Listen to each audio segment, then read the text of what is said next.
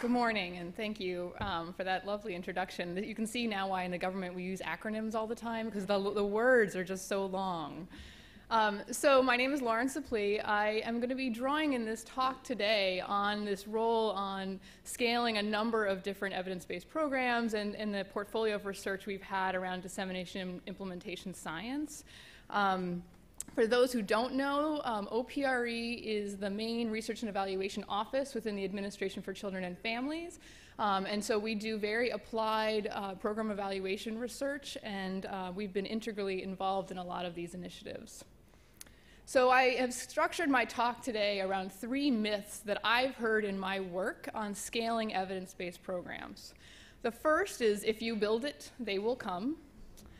The second is, if we fund evidence-based programs, they will multiply. And I'm dating myself with a Gremlins reference there. You drop water on and they multiply. And the third is, if we implement an evidence-based program, we get the outcomes that are promised. So starting with myth 1, if you build it, they will come. We've had multiple millions of dollars through multiple agencies invested in research on the impact of social programs to improve the outcomes we want. And we have built a pretty substantial body of evidence in some areas, so parenting and home visiting. We have a moderate amount of evidence in some areas, such as teen pregnancy prevention. And then we have very little evidence in areas such as fatherhood programs. But given all of that, as the point of this workshop is saying, is that we haven't seen the scale of those programs. But one piece of that is because evidence is just one tool that decision makers use in deciding about investments. There's a great book by Sandra Nutley and colleagues about using evidence in social policy. And she talks about how administrators use admin data, expert knowledge, practice experience, stakeholder input, and evidence in making their decisions. She talks about a range of different ways research is used in decision making, and I'm going to highlight just 3 of them here that I find useful in my work. The first is direct use, which is you take a study, you make a decision based on that study, and you can point then and say that's evidence-based policy. And I think that's what a lot of people think about when they think about evidence-based policy. But Nutley talks about that is very, very rare. And I think that's actually one of the reasons why people bemoan the fact that we don't see evidence-based policy happening. The second type is indirect use, which is really what I see in my job, which is that you have researchers and experts advising leadership in decisions. They draw from the empirical literature. Some of it might be impact studies, some of it might be developmental studies, and they use that to inform the decision. But it makes it very hard to point and say evidence was used in that decision. But I think it's the most common thing that happens. And then the third type is political use, which is where someone has a particular position and cherry picks findings to then support that position. And we do see that happening as well. But given the body of evidence, we've seen an explosion at the federal government in systematic reviews. One of the pieces in my division is running an interagency work group on federal systematic reviews. Excuse me. And what we have seen is every 6 months we're adding new federal systematic reviews on a range of topics. And they're really great at telling you, summarizing what's the body of evidence and what's the quality of that evidence. But what they can't provide is a number of other things. So our knowledge remains very limited because most of this evidence is from small-scale, tightly controlled efficacy trials that have limited external validity. So we hear from states and communities, is this program going to work for my community or my population? And we have to say, we're not sure. We'll tell you that it has evidence of effectiveness in the community it was used in. We have very little evidence from replication, and actually we're not really sure what replication means. Does it mean that you do, like in the natural sciences, the exact same program in the exact same setting with the exact same people to see if you get the finding again? Or what happens more often is that the program evolves, you put it in a different community or a different set of people, and you might get different effects. Is that a replication? We're not really sure. We have very little knowledge of empirical knowledge on core components. So what we've seen when we go scaling these programs, we hear from communities, well, I want to sort of adapt this part of it because my population is different. But without the empirical knowledge to know if that adaptation was a core component, it's really hard for us to say, will that actually change and make it no longer an evidence-based model? And we have very little evidence on how and why impacts vary. And I'll touch on this again later in my talk. But we know that these variables matter, but we really aren't sure exactly why. And that causes problems when we're going to scale in different populations in different communities. The other issue that we see in the area of if you build it, they will come is that states and communities vary widely in their capacity to collect administrative data to help them make some of these decisions or access national survey data. One of the things we saw in the scale up of the federal home visiting program is there was a required needs assessment that states had to determine which community they would invest in.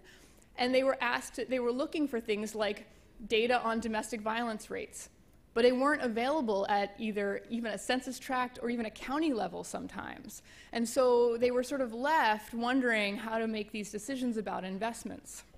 And this is, I will say there are some states that do this fabulously, and I think we can learn from some of those states.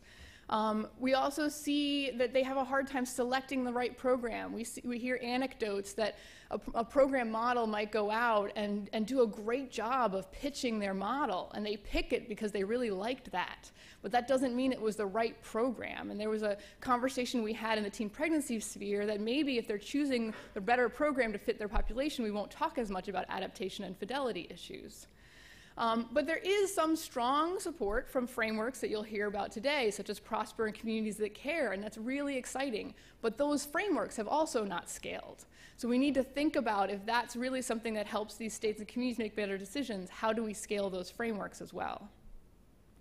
So a question we've been asking in the work I'm doing is, we've been pushing evidence out, but maybe we should be creating pull. And this is really centering around a discussion around the marketing and distribution system of evidence-based programs. So I was at a meeting where somebody told the bumpy lizard story. This was that education administrators were presented with two different science textbooks. One had a cool cover with a bumpy lizard.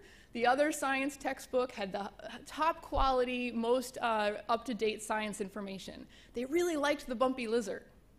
And that's not saying that that's a bad decision making. It's saying there's other variables people use in making these decisions, and we have not done a very good job of tapping into those other variables. So I really like the work of Matt Crowder. He's written a couple of articles talking about building a dissemination support system in the public health sphere. He talks about that we need to have interventions to be tested, determine if they're evidence-based programs, but then adding these other steps that we don't always do. User review and feasibility. Is this something that can be implemented in a community? Is it something people want to implement in a community? Would parents come to this program?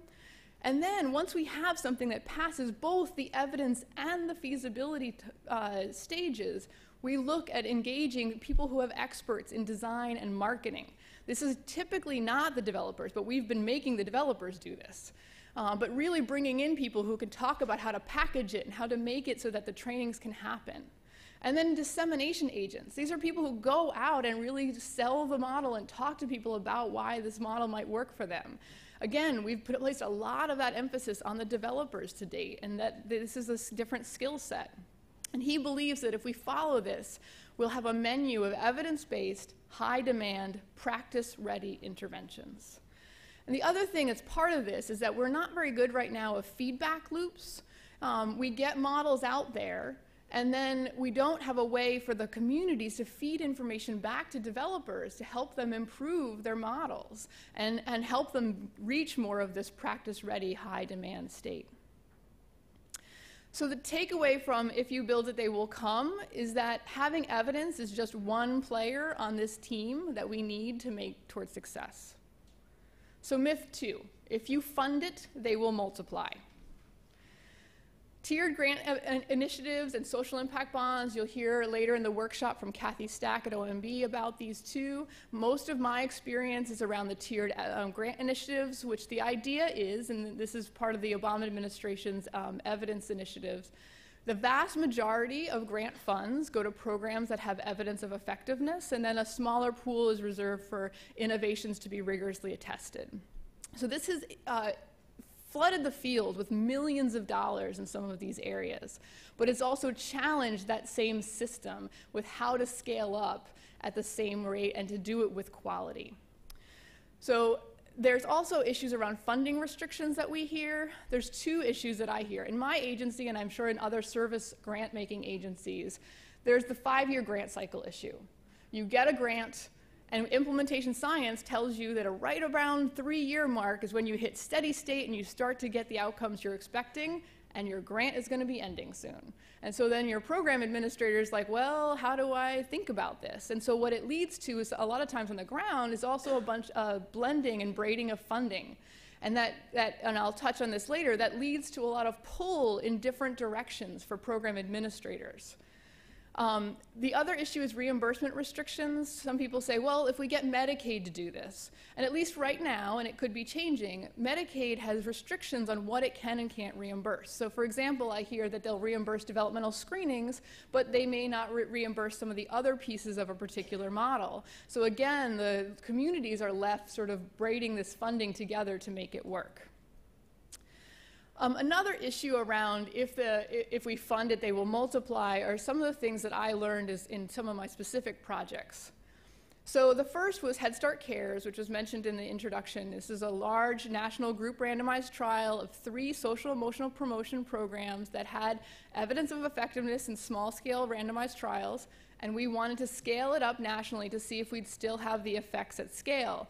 We had an equally sized implementation study, and I would actually argue that we learned potentially more from the implementation study than maybe that we'll learn from the impact study, because it was fascinating. But one of the first lessons we learned was that we went to these 3 developers who are people who have been disseminating their model, and they've been disseminating it fairly widely. And we said, okay, now we want you to go to 17 sites across 10 states across the country. And they laughed. They said, we can't do that. We don't have the capacity. We don't have the number of trainers we need. We can't do that. So we changed the design of the trial to a 2-cohort study. We had a first cohort that was a smaller number of sites that would allow for a gradual scale up.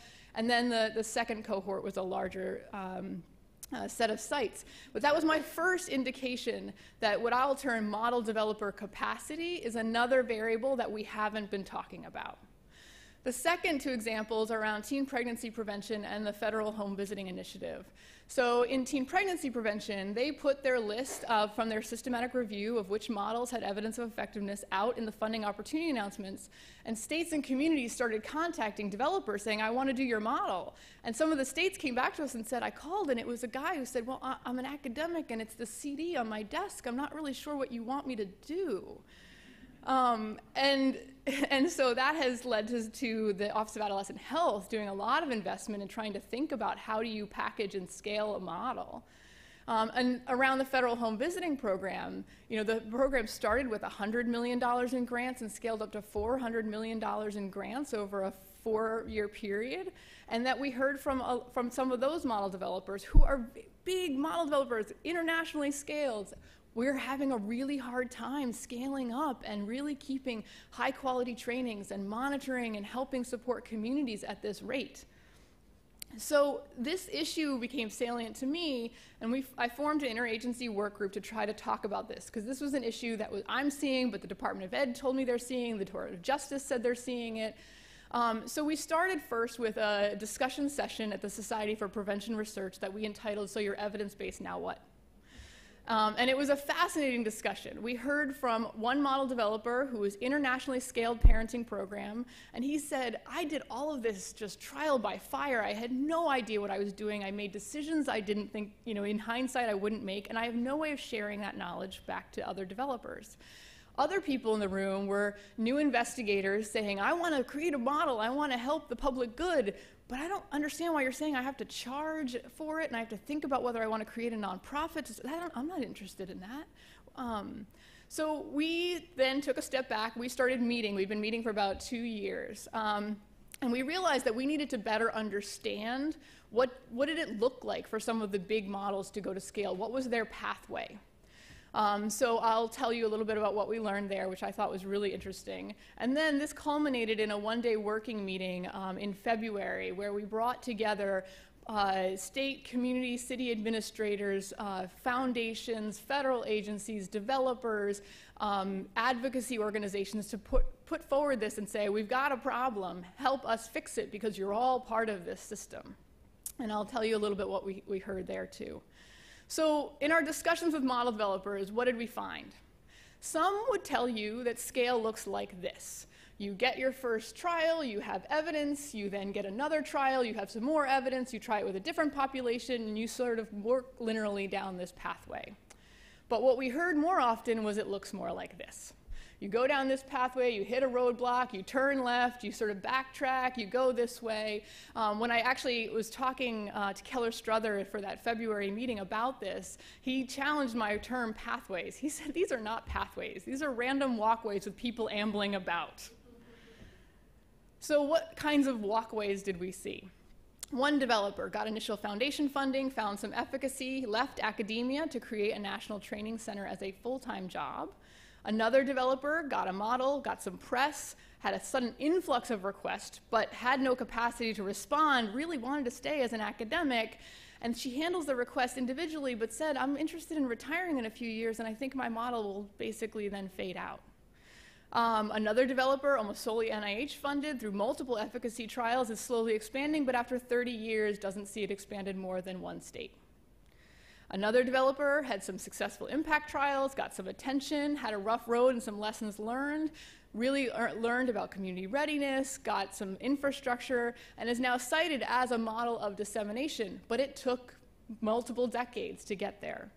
Another developer, they have a program that was created as part of a governor's policy initiative. They did some pilot research and feasibility and found the communities really liked it, and then had to go back and do the randomized trial after it was already at scale, but also realized as state employees, they couldn't support this, so they had to create a nonprofit to support. We've got models who have used SBIR funds, Small Business Innovation Funds, to create a small business, but said it still wasn't enough money to sort of support it as a full-time job. And then finally, a developer who created a program in partnership with a school district, had efficacy and great response, tried to do it as academic, but couldn't, sold it to a publishing company, but it wasn't profitable, so the model was not sustained. So at the February meeting, these are some of the themes that came out. First is, as I mentioned earlier, developers cannot and should not do it all. We really need to think carefully about a public health infrastructure to support much like private industry. We need to think about user-centered design from the start, thinking about getting the end user voice from the outset and really taking a careful look at who is our customer. I mean, it could be a school district, but it could also be the kids in the school district. Are they going to pay attention? Are they going to be engaged in this model? We really need to think about what kind of infrastructure we need. I think there's a lot of interesting ideas going on right now, whether that's state-level technical assistance provision, whether it's model-specific technical assistance provision, federal technical assistance, lots of different models, but none of them are necessarily getting scale, and it's not really clear if there's particular models that work better for some pathways than others. And it's not really clear what scale looks like right now. I think we need both the supply side, we need to continue to generate evidence that's scalable, but also that demand side to generate the capacity and readiness of communities to do these models. So the bottom line for if we fund them, they will multiply, is that obviously funding is necessary but not sufficient for scale. So myth 3, if you implement an evidence-based program, you will get outcomes. So as you've been hearing and what I've been saying, there's increasing fiscal and political capital being spent on the promise of evidence-based programs. This is a huge piece of the Obama administration. But there's an equal misunderstanding of the certainty of those promises. I was on a phone call with a state who will remain nameless and about a model that will remain nameless, and the state said to me, well, that model said they're going to fix all these various problems in my communities that they found in their trials, so why are you telling me I have to monitor fidelity and implementation quality because it's done? And I had to explain to them about how there were trials of variation effects on even that specific model, and they were really surprised. But I think it's not just that state administrator. So the call of implementation science has become very loud very quickly. We know quality on-the-ground implementation matters. We have some empirical evidence about how to achieve that, but not a lot. We need a lot more research to understand this. We also know that capacity building of communities to choose and implement evidence-based programs is critical to success. But again, we have some empirical evidence, but we need a lot more to understand this. And I think the practice community still needs to hear that call. At one meeting I was at, a state administrator came up to me and said, I get this, but my Department of Health political appointee does not get this. We need to really think about getting this message about quality implementation all the way through the ranks of decision makers. So another issue about getting the outcomes is this issue of moderation that's coming up. As I mentioned before, if you look at the systematic reviews, we have very little empirical evidence right now of effectiveness across different populations and contexts. But we also have issues like, for example, on workforce. As we're scaling up some of these programs, the availability of quality workforce, what does the quality workforce look like for a particular model? Getting that leadership support to allow the staff to do the model with the fidelity that is required. And there's interesting research coming out. For example, I saw a study recently that the quality of supervision provided to the therapist predicted youth outcomes more so than the therapist's interaction with the youth. I mean, fascinating stuff that we don't know a lot about. The context and referral system. A lot of the models that I'm familiar with are only as good as the communities and referral systems that they're placed in. And I think that message needs to get across. If we're going to scale these things up, we have to understand what's necessary in a community infrastructure. So if moms have mental health issues or moms need domestic violence referrals, do we have staff that know how to deal with that? Do we have agencies that can serve these parents? And building that evidence to try to increase the funding across the board, not just for a specific evidence-based model. And then organizational capacity. This is obviously growing also empirical literature, knowing that the capacity of the servicing agency is equally as important to getting impacts. There was a fascinating, very, very small randomized trial I saw in Philadelphia that GLSEN did, where the mental health service agencies were all doing an evidence-based model, but he randomly assigned some of them to get intensive technical assistance around organizational capacity and some not. And the outcomes for youth were better for the agencies getting that intensive technical assistance. It's clearly a variable we need to start paying attention to. So I'm going to give my hope, which is the federal, the congressionally mandated national evaluation of the new federal home visiting program, as just an example of how we're thinking about this in my office. So the study is it's a randomized trial. It will look at impacts at scale, which is pretty exciting. I think we don't have that much evidence about impacts at scale. But it has a very, very rich implementation data collection because we really want to unpack what's the variation in treatment impacts, what makes the impacts vary, and how do we then convey that to communities and states to know how to support all of the levels necessary. And I'll mention as an aside, it also has a cost study, which is something else I haven't mentioned. We have very, very little empirical evidence of what it actually costs to do these models at scale. Most of the benefit cost analyses are with the small scale efficacy trials, and I would argue that it's hard to know whether we can generalize those findings as far as the costs of things to programs at scale. So this is our conceptual model for the evaluation, and what I want to point out to you is how much is on the input side versus the outcome side.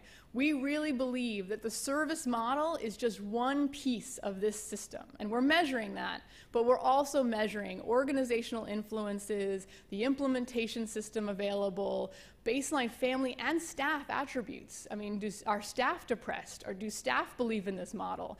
All in the context of a community resources and system. All of that together, we believe, creates the actual services which create outcomes. And our hope, and you should see the data collection instruments on all of this stuff, is that we will be able to start to unpack some of this. So the takeaway, if we implement an evidence-based program, we get the outcomes promised, we might increase the probability of improved outcomes, and my office is a huge proponent of evidence-based programs. That's our job, but it doesn't guarantee them. So I just wanted to conclude with some challenges and next steps. So around if you build it, they will come. Some of the challenges we see right now, there's no clear hub for communities to go to find evidence-based programs and know what it will take to implement them well. We are lacking a lot of the empirical evidence that I mentioned, the gaps in the field, but also clarity on how to integrate evidence in decision-making and how to get leadership to use that ensure that they're using that as at least one of the variables. As far as the next steps from where I'm sitting in the federal government, we are reaching out, trying to coordinate the systematic reviews, improve the methodology. We're talking very seriously about how would we include variables like external validity in standards of evidence and implementation readiness. These are hard concepts to think about how you would assess them. We know that there's this importance around capacity building at all levels and trying to invest in research on that. And we've got economic analyses. I mentioned the one in My Hope. The teen pregnancy prevention evaluation also has economic analyses, and I think we're going to learn a lot about that impact variation and cost variation. And I think I'm also excited by, there are some tools. So for example, the Children's Bureau just released this fabulous memo helping program administrators track costs at their local agency level, because if they can get better data like that, if we can partner with researchers, we'll be able to understand some of this more. And I think we're seeing definitely this trend of requiring or strongly encouraging evidence-based programs in some of our programmatic and service grants, and equally trying to increase the rigor of the evaluations we might pair with service grants. So challenges and next steps around if we fund them, they will multiply. As I mentioned, there are no clear carrots and sticks in the system right now to support marketing, research, packaging, advertising, ongoing training, and technical assistance. And I think we really need to also question, have we built what people want? And we need to think about a funding infrastructure that supports the implementation sustainability rather than these sort of siloed funding. How do we think about funding this entire infrastructure that I've been talking about? So as far as next steps on the federal side, we do have a work group that is trying to think about supporting developer capacity at scale. We need a new term for that because we realize the developer is not the only variable in that equation.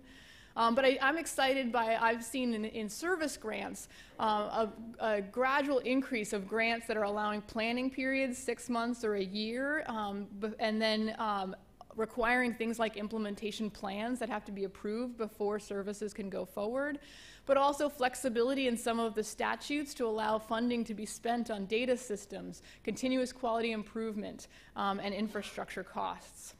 And one aside, some of the recent research is showing that in some evidence-based programs, infrastructure is about 30% of the costs ongoing. This is not a one-time investment. 30% of a grant might have to go to infrastructure. So around challenges and next steps, if we implement an evidence-based program, we get the outcomes promises. This first challenge is something that I've been hearing over the last year or so, and I think it's fascinating. So what happens when policy, practice, and research are not in alignment? And the best thing I can give you is an analogy that actually I have to give my former SRCD fellow credit for. So McDonald's, if you want to do a McDonald's franchise, they come in and they think they know how it's going to work and how to get the best, the best outcomes. So they'll tell you how to build it, what to charge, how to train people, how to support them.